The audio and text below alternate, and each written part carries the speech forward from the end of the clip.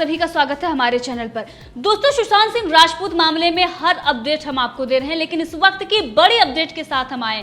सबसे पहले हम बात करेंगे 45 फोन जो एनसीबी ने जब्त किए हैं और अब बॉलीवुड की जो ये ड्रग्स मंडली है उसका राज खुलेगा।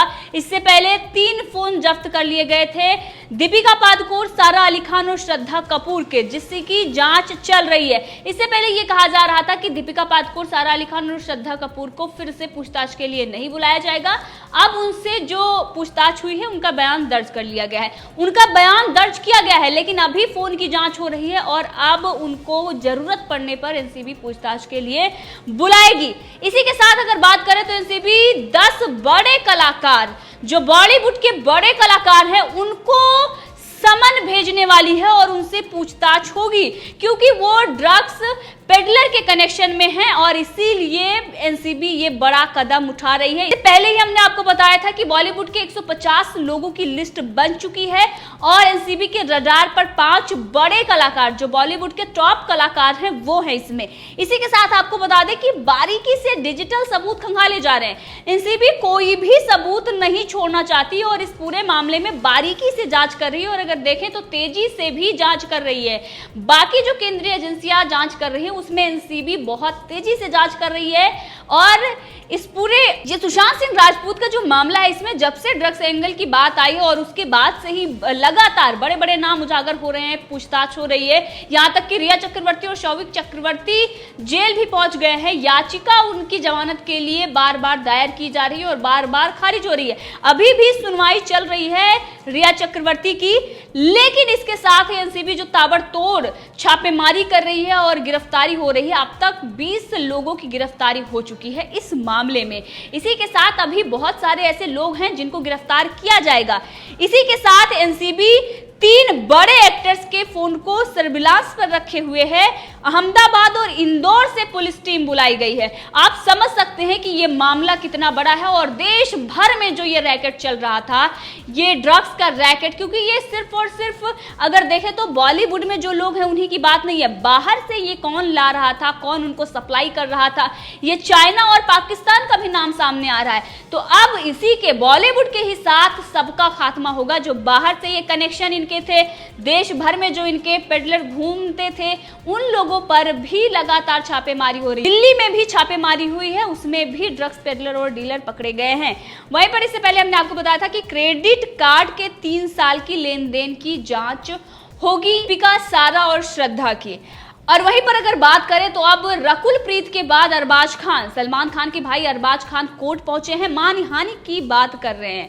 वो कह रहे हैं कि बदनामी हो रही है मेरी और मुझे सुशांत सिंह राजपूत और दिशा सालियान के मामले में घसीटा जा रहा है। अभी तो हमने आपको ये हेडलाइंस बताई हैं कि क्या ये बड़ी खबरें आज की हैं। अब सबसे पहले अगर हम बात करें तो 3 बड़े एक्ट्रेस जिनके फोन सर्विलांस पर रखे गए हैं, अहमदाबाद और इंदौर से टीम बुलाई गई है। अगर तो बॉलीवुड की एक्ट्रेसेस के बाद ए लिस्टर एक्टर्स एनसीबी की रडार में। हमने पहले भी आपको बताया था कि बॉलीवुड के जो एक्टर्स हैं उनसे अब पूछताछ होगी। इससे पहले जो अभिनेत्रियां हैं उनसे पूछताछ हुई है, अभिनेता से पूछताछ होगी। टीम लगातार इन एक्टर्स के खिलाफ पहले इनपुट और सबूत तलाश रही है। सबूत मिलते ही वो अपनी कार्रवाई शुरू करेगी।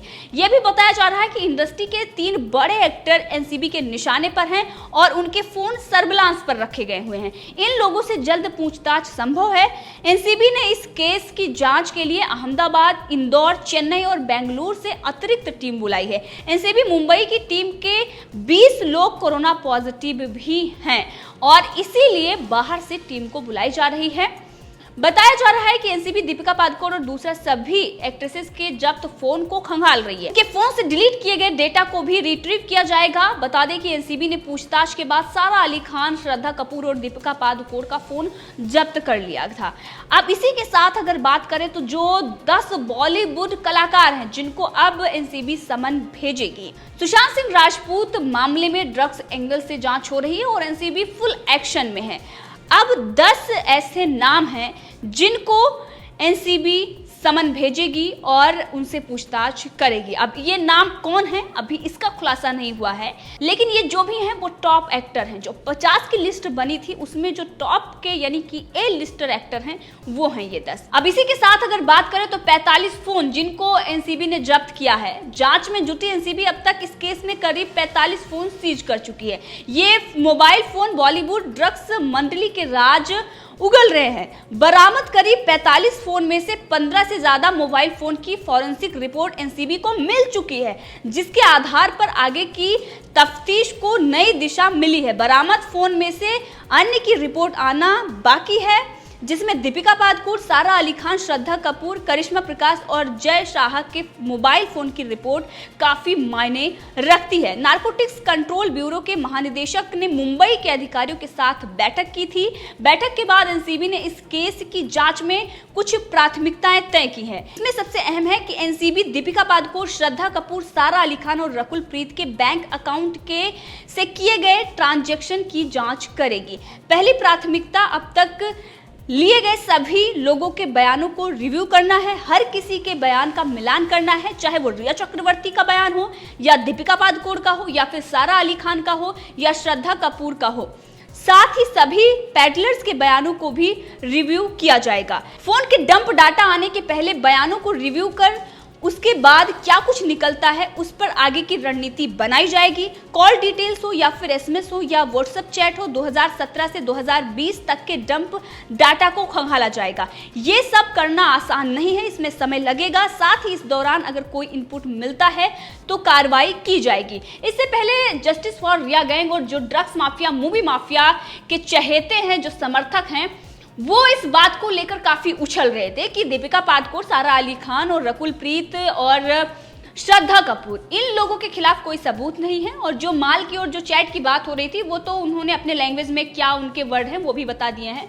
कोई ये कह रहा है कि वो सिगरेट को माल कहते हैं, कोई कुछ बता रहा है। अब इस सब को लेकर वो अपनी अलग अलग थ्योरियां दे रहे हैं, जबकि दीपिका पादुकोण इसमें फंस भी रही है। एक तरफ वो सिगरेट बता रही है और दूसरी तरफ वो कह रही है कि वो उन्होंने कभी ड्रग्स नहीं लिया, वो तो सेखी बघाड़ने के लिए, सिर्फ दिखावे के लिए इस तरीके की चैट कर रही थी। अब अपने आप को बचाने के लिए जब सबूत, डिजिटल सबूत सामने है, तो जो वकीलों की झुंड आई थी और बैठक हो रही थी, उन्होंने ये फ्लॉप आइडिया दिया था। लेकिन अब सबूत खंगाले जा रहे हैं और 2017 से 2020 के सारा डाटा खंगाला जा रहा है और जल्द ही इन लोगों पर कार्रवाई होगी।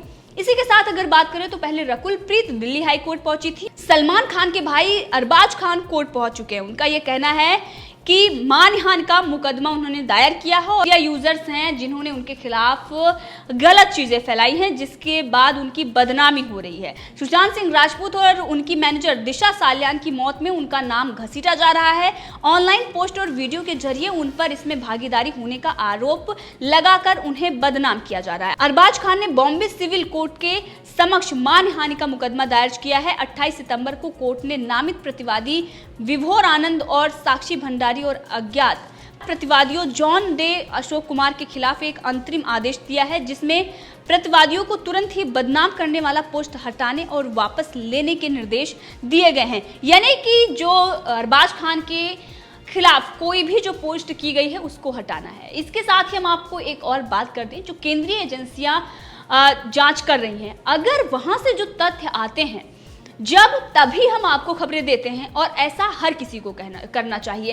कुछ ऐसे लोग हैं जो बिना किसी तथ्य के और अपनी ही वो बातें और कुछ सुनी सुनाई बातों पर व्हाट्सएप यूनिवर्सिटी से जो खबरें मिलती हैं उसको वो कहने लगते हैं। ये सरासर गलत है। किसी के भी बारे में हो ऐसी खबरें नहीं फैलानी चाहिए। जब तक आपके पास पुख्ता सबूत ना हो, सोर्स आपकी मजबूत ना हो, आपको ऐसी खबरें नहीं दिखानी चाहिए। इसके साथ ही अगर हम अपनी बात करें तो हम पहले दिन से ही, जब तक हमारे पास कोई पुख्ता सबूत नहीं होता, हम ऐसी बातें नहीं करते। उन लोगों को भी इस पर ध्यान देना चाहिए जो इस तरीके की भ्रामक खबरें फैलाते हैं, और इससे किसी और का बुरा नहीं होता, उन लोगों का ही होता है, क्योंकि उनसे ही उनका जो जनता का विश्वास है उनसे हटता है। तो जब तक आपके पास कोई ऐसा मजबूत सोर्स ना हो, आप ऐसी खबरें ना दिखाएं। अगर किसी ने कुछ कहा है तो आप बताएं कि ऐसी चीजें खबरें आ रही हैं और इसका जो सही मायने में जो कुछ होना है वो केंद्रीय एजेंसियां जांच करेंगी, उसके बाद सच सामने आएगा। इससे पहले आपने देखा रकुल प्रीत भी हाई कोर्ट पहुंची थी, लेकिन वो जो पहुंची थी उनका ये कहना था कि मीडिया में जो खबरें चल रही हैं उसको रोकने के लिए। लेकिन अरबाज खान जो पहुंचे हैं वो ये कह रहे हैं कि उनकी बदनामी हो रही है और जो पोस्ट ये की जा रही है सोशल मीडिया पर, जो यूजर है उनका नाम लगा रहे हैं। लेकिन अगर इसमें कोई सोर्स होगा तभी लोग बोल रहे होंगे। अब उन लोगों पर जो पोस्ट हटाने का ये दबाव डाला जा रहा है, ये कहां तक सही है, इसमें जो जांच चल रही है उसमें खुलासा होगा और सच सामने आएगा। क्योंकि दिशा सालियान की जो मृत्यु हुई है उससे पहले पार्टी हुई थी, उसको लेकर भी कुछ लोग खबरें फैला रहे हैं। यहां तक कि 13 जून को पार्टी हुई थी, उसको लेकर भी खबरें आ रही हैं। अब इसमें कितनी सच्चाई है ये जब जांच होगी तभी पता चलेगी। लेकिन इस पूरे मामले में हमने आपको सटीक और सही जानकारी दी है। इसी के साथ हमारी नजरें बनी हुई हैं। रिया चक्रवर्ती की सुनवाई चल रही है जमानत याचिका को लेकर, उस पर क्या होता है हम आगे आपको बताएंगे। तब तक के लिए धन्यवाद। और अगर आपने अभी तक चैनल को सब्सक्राइब नहीं किया है तो कर लें, ताकि हर अपडेट आप तक पहुंचती रहे। धन्यवाद।